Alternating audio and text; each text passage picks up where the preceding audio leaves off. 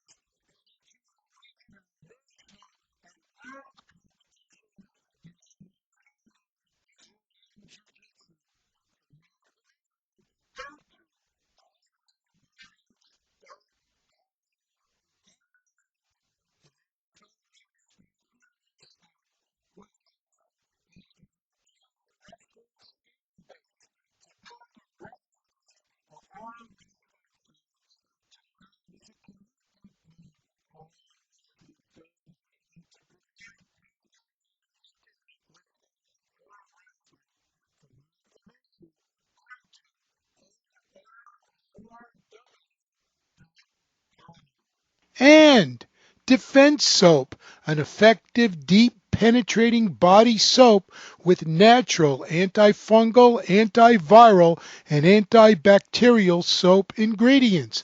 Defense Soap is the best cleansing body soap for men and women athletes who are involved in contact sports such as MMA, wrestling, grappling, jiu-jitsu, and judo to help their antifungal, anti-ringworm, anti-jock itch strategy.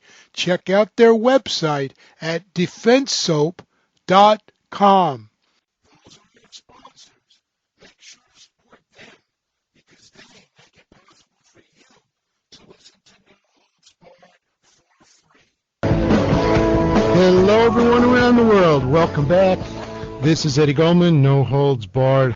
We've had Yunquan on a number of times before on No Holds Barred, and while she's still continuing her instruction, catch wrestling, freestyle wrestling, and a lot more, she's involved, interestingly enough, in a new project with an organization that calls itself Rock the Naked Truth, a body image movement, and you may have seen these before and after pictures of her. that have been online. One was when she was anorexic and about 17 years old and really looks completely different with the picture of her for the representing the Singapore national freestyle wrestling team wearing her singlet. We're going to find out what this was all about and about this incredible transformation. And once again, welcome to No Holds Barred. Hi, thanks, Eddie, for inviting me back on the show again. So yeah, I'll be just interested and delighted to just share about my experiences about being anorexic before and how I traveled from the episode. Yeah, tell us about that because we could.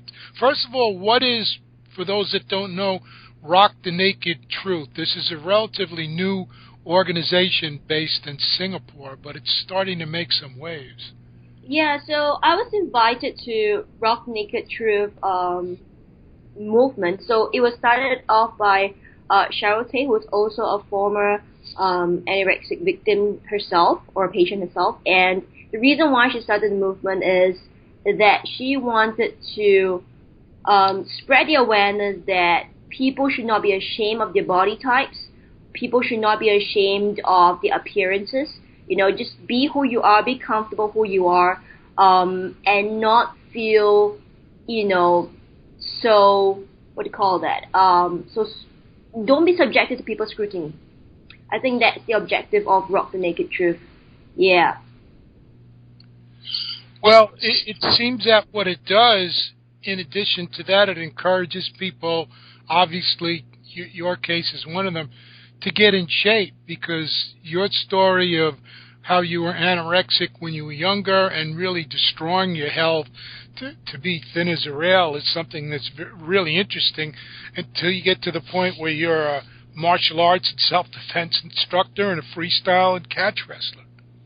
Yeah, certainly. So, yes, one of the main components is to get in shape, but also be happy doing it. Because a lot of times when, for example, we think we're getting in shape by working out and eating right, but if you feel miserable inside, that you're still not going on the path of leading a healthy lifestyle. So I think at the end of the day, it's striking a balance between exercising right, eating right, and also being happy on the inside as well. Tell us about your journey from how you got to be anorexic and what made you decide to start to get in shape the proper way. Right. So let me just tell you a background of how I was as a child.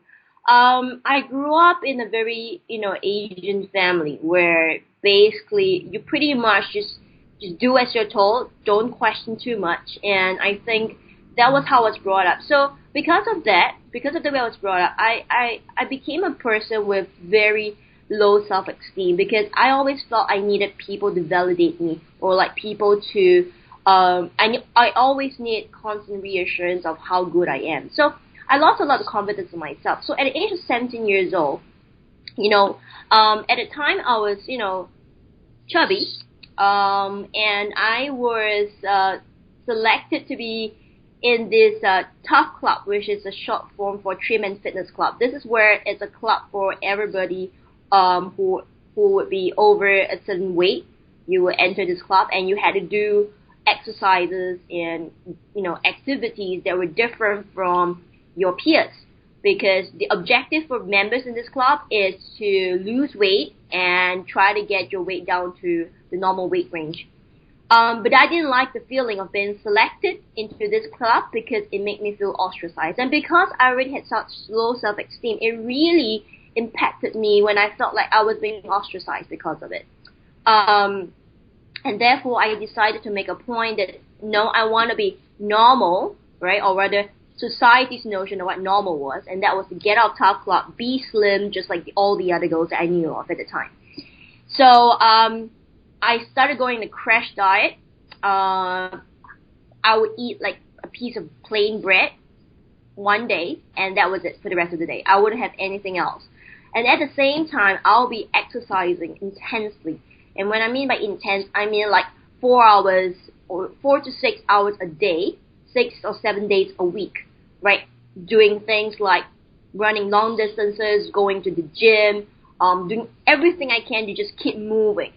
And because I wasn't eating right, I wasn't eating enough actually.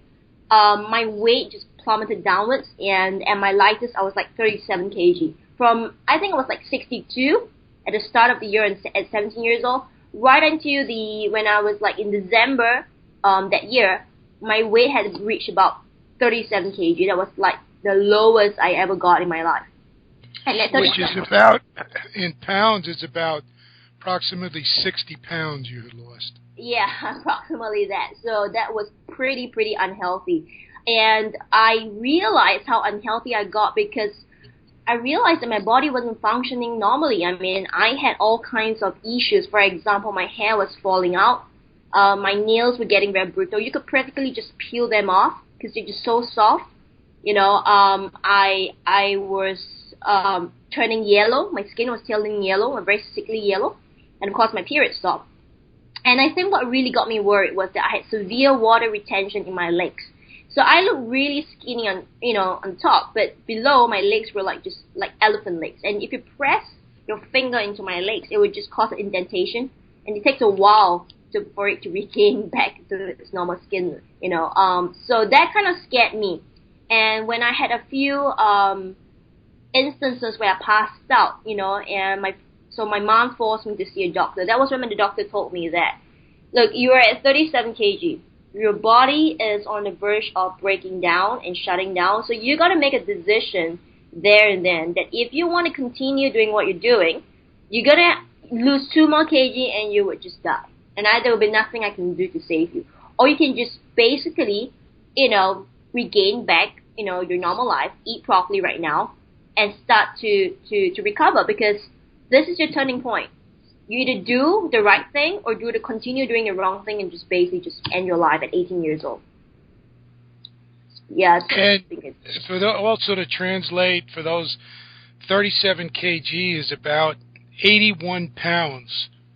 And this is when you're 17 years old. Obviously, very, very unhealthy. So they told you all this information, and how did you take it? I think the part where the doctor told me that I was going to die kind of really shocked me, because I was like 17, turning 18. I thought to myself, I'm too young to die. Not to mention, my mom was like on the verge of like in tears right now, when the doctor told me. And I think she was really, really worried.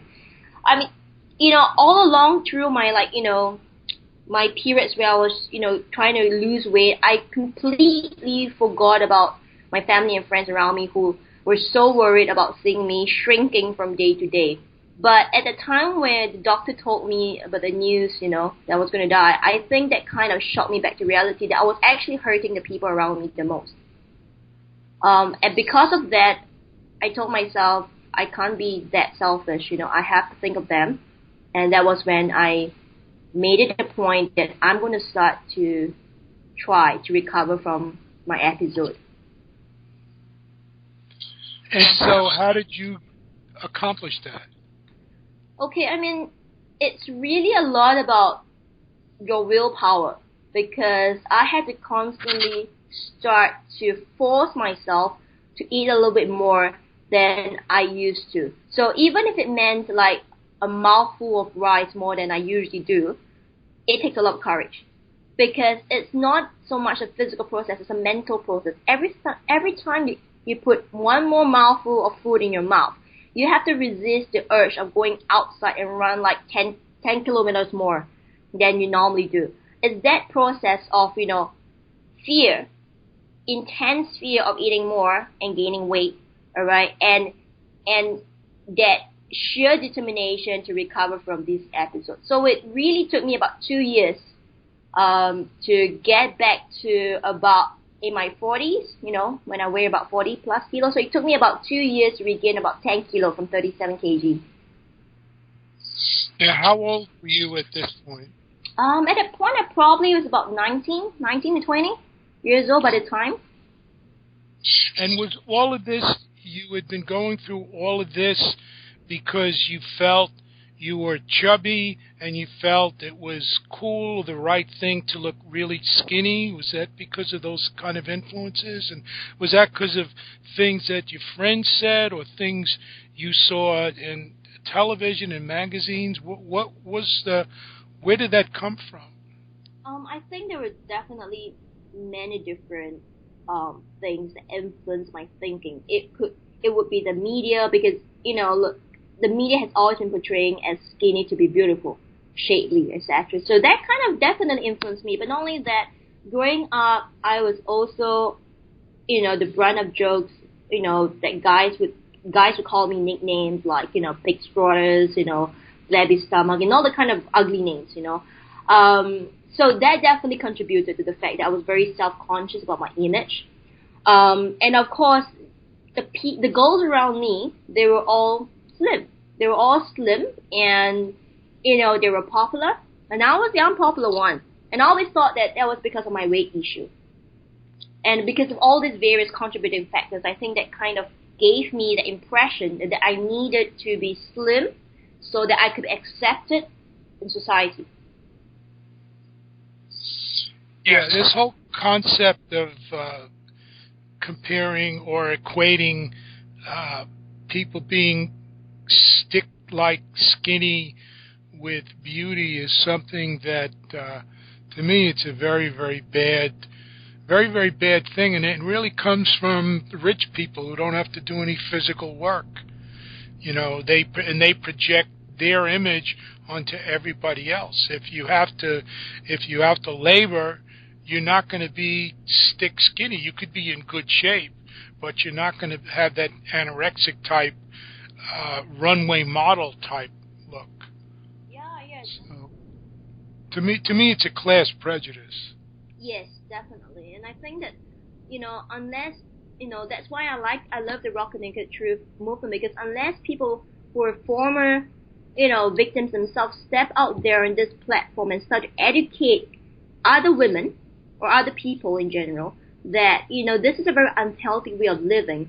Because, you see, it's very hard for anorexic victims to think that people understand them unless you have been through it. So I've spoken to people who are anorexic, and I share with them my experiences and how it really ruined my life. And then it kind of make them see, that they are actually harming themselves. Okay, so now you're back on getting healthy again. When did you get involved with the K-pop Academy and martial arts and wrestling and all of that? Right, so I mentioned that at about 19, 20 years old when I started, slowly recovering from anorexia period. I was recovering, but deep down I was still a very insecure person. And it was only when at the age of 19 when I chanced upon my teacher, who was teaching K-pop at the point in time, and I started, doing martial arts and self-defense. It really started building my resilience, my confidence from within. It was something I never felt before. The ability to protect myself and also the skills that I've developed. And I realized I can use these skills to empower other people. I realized that my life has a greater purpose than just myself alone. See, being anorexic was all about me, right? But now that I felt that I've got the skill sets to empower other people, I felt I have a greater purpose in life. And, I think in the process, right, it developed me as a more confident and a person who has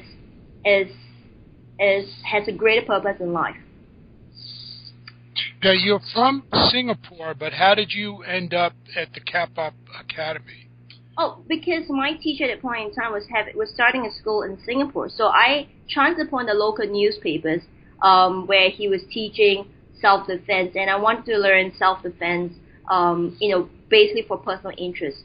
Being so weak and so petite, I felt that I was vulnerable to street attacks, so I make it a point to go down to his class, and I think my first session I was there was very mind-blowing for me because I was so weak and petite that I didn't think it was possible for a person of my size to defend against a much bigger and stronger person. But my first session alone, I saw that it was totally possible. It's all about the right techniques. Okay, so now how did you really took to this well, to the point where you're really running a lot of the programs there. You're in large situations, one of the public faces of it. How did all that develop? Well, I think it was a very gradual process. It wasn't something that I planned for it. But I think in the process, because I was so passionate about sharing my skill sets, I started talking about lady self-defense, the importance of lady self-defense, and how it is so possible for a lady to defend against a much bigger and stronger guy. And it's not a conventional approach. It's an approach where it's very women-centric. And I think because I was, so involved in sharing my knowledge, I think people just kind of, felt that finally there's a phase to lady self-defense that there was never before. And the way and the techniques that we talk about, women can relate to it and they can see themselves actually doing it. You see, so the technique speaks for itself. And I think it just took the public by the storm. And what's interesting is that at the academy, they teach they blend the techniques from many different styles. There's the cap hop techniques, but there's also jiu-jitsu, Brazilian jiu-jitsu, and catch wrestling. So you're really applying all of those both on a sport level, but also on a self-defense level. Yeah, that's right. So we believe that, there's value in every martial arts system. The question of what do you apply at that time? So different situation, you have to utilize different techniques from different martial arts systems. For example, if you're taken to the ground, then some of the techniques you want to draw from will be from Brazilian Jiu-Jitsu and some from catch wrestling. If we're in a stand-up context, in a close quarter situation, you might want to do a little bit of, say, Krav Maga, a little bit of Chinese martial arts, etc. So there's value in every different martial arts system, but you need to really pick out those that are simple and effective, minusing out all that fanciful movements that don't really work well on the streets. Okay, now, how did you go also from being involved in studying and then teaching self-defense to participating in catch wrestling, freestyle wrestling, and all of that? Because it's really been, since you've been there, it's been a steady progression. It seemed where you originally entered to learn self-defense, but you've accomplished a lot more. Yeah, I think it all started because, it started out as interest in self-defense. It's really more about keeping safe. But I think as I started practicing self-defense, I was exposed to the more martial art-like forms, for example, like wrestling, catch wrestling. And it rekindled an interest in martial that I always had as a kid, but never really got the chance to explore it further until, when I started doing self-defense. So I really loved, doing martial arts in general. And when I saw there was an opportunity for me to start competing it from on a sporting level, I just started doing it. I was invited to be part of the national wrestling team in Singapore. So I started competing in Olympic wrestling. And then subsequently, I had the chance to go into catch wrestling. And I trained, under Billy Robinson in UK. And then subsequently Roy Wood in Manchester as well. I think I really enjoyed the process of not only learning martial arts to keep myself safe, but on a personal level to compete, in martial arts as well. Now, you've been doing this for a number of years, but as I said, the Rock the Naked Truth organization, this movement, is relatively new. How did you end up hooking up with them? Did they know of you and contact you? How did that all work? Well, I was on Facebook, and I saw quite a few posts about former victims of anorexic or any form of eating disorder, etc. And so I clicked on the post, and it basically led me to their website, and I realized there were so many other people who had body image issues, and they were stepping out, talking about their own life stories, etc. And I thought it was a very inspiring movement. So what I did was I wrote to them, and I offered to share my story on their website. And I think after that it just took off, and they just had the official launch just on Saturday, last Saturday, where I was there as well, where it was pretty much all the people who had body image issues. They gathered together and they started sharing stories. There was a sharing session, and then there were some physical activities like yoga, high intensive interval training, etc. So it's really about creating this community where we would start to create this awareness that body image, is not a major part of your life. You should not be too concerned with how you look. It's more about how you look, how you feel inside. Right. And did they encourage people also to get in shape, to eat a proper diet, to exercise or train in something or another? Yes, definitely. So that's why they are in the future, because they just started, but in the future they're going to organize activities where it's both fun and enriching. For example, it could be runs. They could gather a group to go running on a regular basis. They could have organized yoga classes, etc. But there's a more healthy message to it than going to running because I want to lose more weight. That message isn't healthy at all. And where do you see this going? Are they sponsoring you, or how does all this work? Right now at this stage, it's still at a very, very early stage. So I'm not sure as to how the organizers themselves want to take this forward. But I basically told them that if there's any way that they want me to support them, whether it's to organize activities, where they could participate in, for example, self-defense activities where their members could participate in, or get me to, if they would need me to talk to some former victims or victims themselves, I could do it.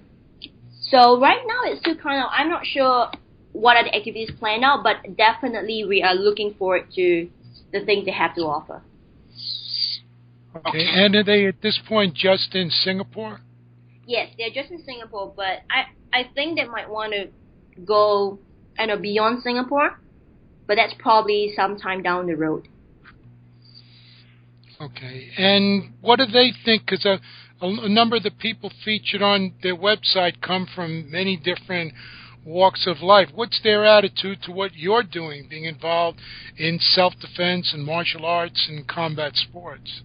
I think based on the response I got from my last sharing session, I think they felt that my story was inspiring because it wasn't just, me recovering from my anorexia episode. It was about me going on to lead a more purposeful life. See, recovering from anorexia is one thing, but to take it on a different level where I could now tell to people, I'm leading a more meaningful life where I'm giving back to society, all right, and no longer just focusing on myself. I think that attitude in life and that story was pretty inspiring, and I'm encouraging people as well to give back to society in whatever ways you want. So instead of just focusing on losing weight because you want to look good, why not, give back to society? And I think in that way you're leading a much healthier and happier life. Now, as you said, this was just launched on, I think it was January the 9th. What do they plan to do at this point? Do they have more events planned, and did they get much media coverage? Yeah, so I'm not really in the loop of their event, planning, etc., but they did promise us that they will keep us in the loop of future events, and I do think they are working very hard on it to create more awareness via media coverage, as well as to create more activities so that there are more people who will participate in their activities on a more healthier note. Okay, and you could find out about them. They have a website, rockthenakedtruth.com, and they are also on Facebook and a couple of other places too, I think, online. So they're pretty easy to find. Yep, that's right. Interesting, interesting. Now, what's going to be next for you? Tell us about some of the activities you have coming up in the next couple of weeks and months. Right. So the next one will be one of the major events that's going to come up pretty soon. Will be on the 20th of March. We have a catch wrestling event. It will be the first of its kind in Singapore, in fact, in Asia. And we're going to hold it at City Square Mall. So it's a public event. And we're going to have a showcase of various catch wrestlers, primarily from the U.S., who's going to show our local community what catch wrestling is all about. Because as you know, catch wrestling is very, very new in Singapore. I think this will be a marvelous event for Singaporeans to see what catch wrestling is all about. Right. In those plans, has anybody decided who's going to wrestle at this point? And what's your role? Are you going to wrestle or officiate or organize it? Have you figured that out? Right, at this point in time, I would be the main organizer, so I'm coordinating the wrestlers, I'm coordinating venue, logistics, etc. But I wouldn't be participating as a wrestler because I'm still recovering from a shoulder injury. Hopefully, because we're looking to continue hosting and organizing the competition in subsequent years. So definitely in the next few years, once I recover from my injuries, I will definitely be one of the participating wrestlers. So on our wrestlers list right now, we're still in the midst of coming up with who is going to be the confirmed wrestlers wrestling. So we're still in the process of doing that. Right. I know we're going to get more information as time goes on. Do you anticipate doing either live streaming of that event or getting videos up? Have you figured that out at this point? Yeah, so we have a few contacts we could do live streaming, as well as video filming, photography, etc. So we're definitely going to bring the event online as well if we can do it. And we're trying to get as much media coverage as well. So we have contacted the press, magazines, etc. So we're looking to really make this event a worthwhile one to attend. Yeah, and I hope a lot of people are able to come. I imagine most of the people are going to be from Asia that are going to be going to compete in this event, but I hope a lot of people are able to get there. Yeah, and I think that the thing that we're trying to really create is this whole awareness about what catch wrestling is in Singapore. Because it's so new. People hear about Brazilian Jiu-Jitsu and all kinds of MMA stuff, but in terms of catch wrestling, people still don't really have a clue what it is. So I think we really want to it starts off with just awareness for this first event, and then subsequently, hopefully we get more local community willing to participate in the catch wrestling competition, and I think it would just take off from there. And what about, I know there have been other grappling events sort of under BJJ rules. Have you been involved in any of those in Singapore? I guess I'm aware of them aware of these events coming up in Singapore. There's quite a few of them. But I have not, I would say, get my foot into terms of participating in it. I do know that quite a few Brazilian Jiu-Jitsu events coming up. In fact, Southeast Asian grappling is quite active in organizing grappling competitions at least a few times in a year. I think 3 or 4 times a year. Well, as we know, a lot of people who were involved in Brazilian Jiu-Jitsu at one time or another were wrestlers. And because of all the problems in wrestling, they left that sport and they wanted to continue on the mat. And, we know how popular Brazilian Jiu-Jitsu and grappling are around the world. They got involved with that. So some of them, when catch wrestling is now starting to develop, are able to come back and use their wrestling background and their knowledge of submissions to adapt to the rules of catch wrestling, where you win by pin or submission. And so I've just been noticing that a lot of the people who have been that I've seen at catch wrestling events have been involved in different styles of wrestling, be it freestyle or Greco or American folk style in the United States or wherever. So I think there are a lot of people that could be really interested in competing in this, and even some people that are primarily Brazilian Jiu-Jitsu people have found that they really want to test themselves under these rules in this kind of event. Exactly, and there's one thing that we also want to, like, this is not an exclusive event, like, oh, you only can be a wrestler or a catch wrestler to participate in it. I mean, we definitely extend our invitation to Brazilian Jiu-Jitsu people, and not only that, on the 19th of March, which is just one day before the event, we have a training seminar where we invite, people to actually train in catch wrestling. And so I think that for Brazilian Jiu-Jitsu guys, if they're open-minded enough to learn about a different style of grappling, they can basically learn from some of our catch wrestlers. And what we have to offer is to complement existing skill sets, basically things like takedowns, which Brazilian Jiu-Jitsu guys are not too familiar with. And not only that, things like scrambling, things like multiple submissions. So I think there's something that we can offer to them that we're not telling Brazilian Jiu-Jitsu people that throw away your skill sets. No, we're telling them that what we have to offer can complement your existing skill set. So why not just, come for a seminar and just try out a few times? Yeah, and I hope to get all the updated information on all of that. It sounds like a very busy schedule. How often are you teaching at the academy? How many days a week? Right, I teach every day and every night as well. So, in the day, I'm usually out training in various organizations and companies and schools as well. At nighttime, I train in our gym. Now we have two gyms, and one in Robinson Road, and the other one alternate. So the one in Robinson Road, we just opened it in August 2015. So that's a much nicer facility than the one we formerly had at Chinatown. Yeah, so that's pretty much my schedule that's going to go forward for the next few months, and I think right to the end of the year. Very good, very good.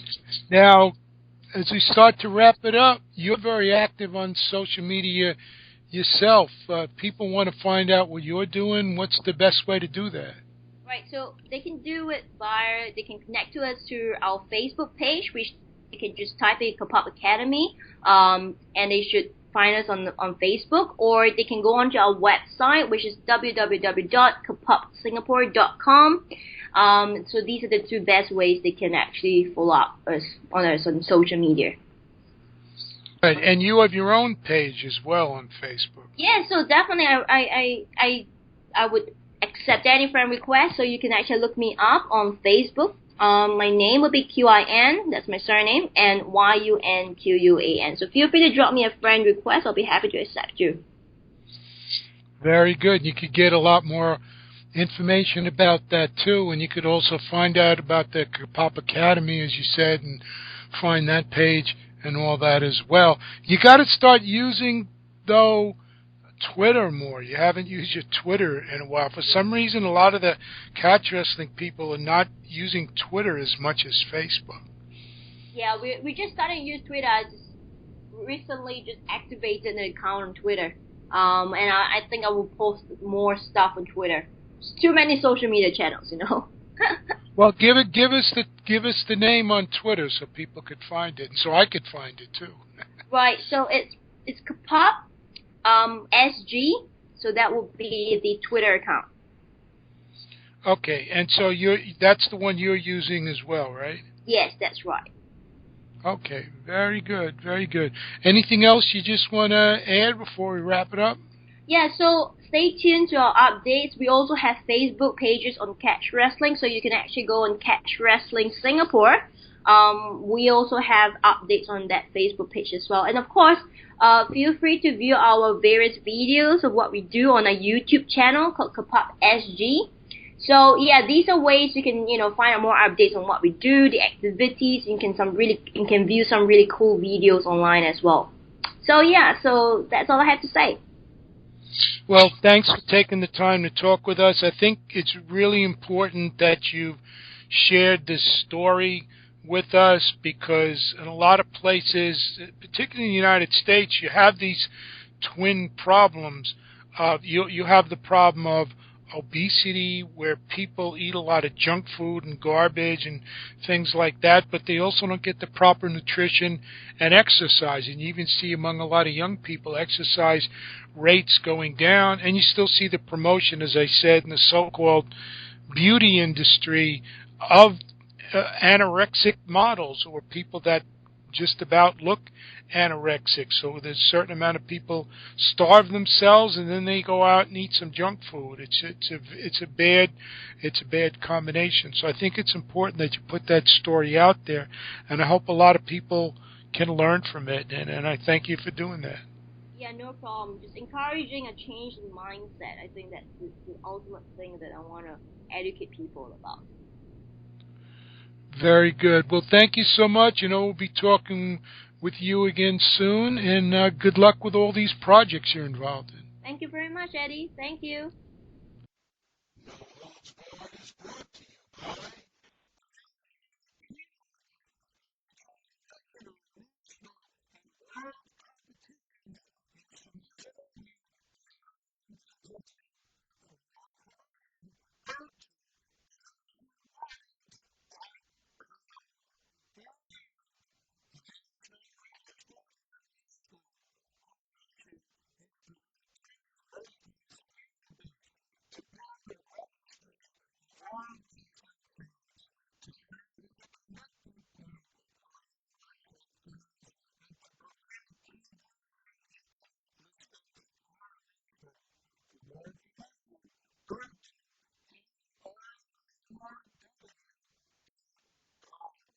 And Defense Soap, an effective, deep penetrating body soap with natural antifungal, antiviral, and antibacterial soap ingredients.